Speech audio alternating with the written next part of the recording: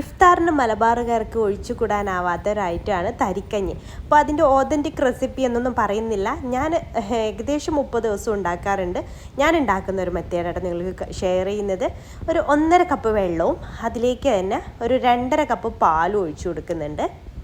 Authentic recipe എന്നൊക്കെ പറയുമ്പോൾ തേങ്ങാപ്പാലിലൊക്കെയാണ് ചെയ്തെടുക്കുക. അപ്പം ഞാൻ അങ്ങനെയൊന്നും ചെയ്യാറില്ല കേട്ടോ. പ്രത്യേകിച്ച് നമ്മുടെ ഇഫ്താർ ടൈമിൽ നമുക്ക് എളുപ്പത്തിലുള്ളതല്ലേ ചെയ്യുക. പിന്നെ അതിലേക്കൊരു 4 ഏലക്കായ ചതച്ചിട്ടിട്ട് കൊടുക്കുന്നുണ്ട്. ഒരു നുള്ളു ഉപ്പ് കൂടെ ചേർത്ത് കൊടുക്കുന്നുണ്ട് കേട്ടോ. ഫ്ലെയിം ഓൺ ചെയ്തിട്ടുണ്ട്. ഞാനിവിടെ സ്റ്റവ് ഓൺ ആക്കിയിട്ടുണ്ട്.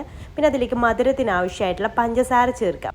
ഞാനിവിടെ അരക്കപ്പിൽ കുറച്ചായിട്ടാട്ടോ പഞ്ചസാര ചേർത്തിട്ടുള്ളത്. എന്നിട്ട് നന്നായിട്ടൊന്ന് മിക്സ് ചെയ്തെടുക്കുക. എന്നിട്ട് ഇതൊന്ന് തിളച്ച് വരട്ടെ.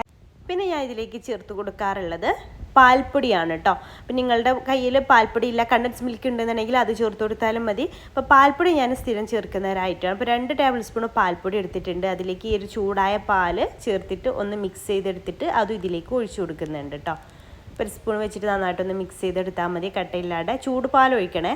എന്നിട്ട് നന്നായിട്ട് മിക്സ് ചെയ്തിട്ട് അത് അതിലേക്ക് ഒഴിച്ചു കൊടുക്കുക. അങ്ങനെ പാൽപ്പൊടി കൂടെ ചേർക്കുമ്പോൾ നല്ല ടേസ്റ്റ് ഉണ്ടാവും കേട്ടോ നമ്മുടെ തരിക്ക്. ഇനി ഇതൊന്ന് തിളച്ച് വരാനാവുന്ന സമയത്ത് അതിലേക്ക് ഞാൻ റവ ചേർത്ത് കൊടുക്കുകയാണ്. ഞാൻ വറുത്തിട്ടുള്ള റവയായിട്ട് യൂസ് ചെയ്യാറ്. 1/4 കപ്പ് റവ, അഥവാ 4 ടേബിൾ സ്പൂൺ റവയാണ് ഞാൻ ഇതിലേക്ക് എടുത്തത്. അതിൽ കൂടുതൽ എടുക്കരുത്, അപ്പോൾ ഒരുപാട് തിക്കായി പോകും. ഒരുപാട് തിക്കായിട്ടുള്ള തരിയല്ല നമുക്ക് വേണം. ഇങ്ങനെ കുടിക്കാൻ പാകത്തിലുള്ള തരിയാണ് നമുക്ക് ടേസ്റ്റ് ഉണ്ടാവുക.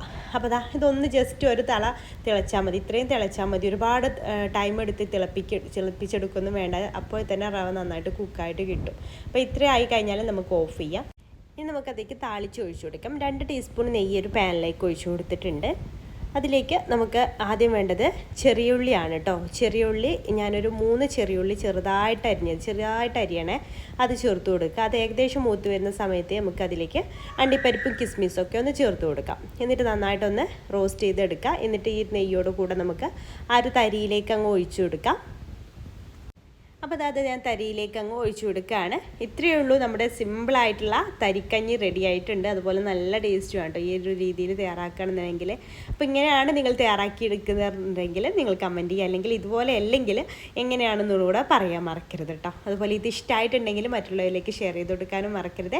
ഇൻഷാ അല്ലാഹ് പുതിയൊരു നല്ല റെസിപ്പി ആയിട്ട് നമുക്ക് അടുത്തൊരു ദിവസം കാണാം. താങ്ക്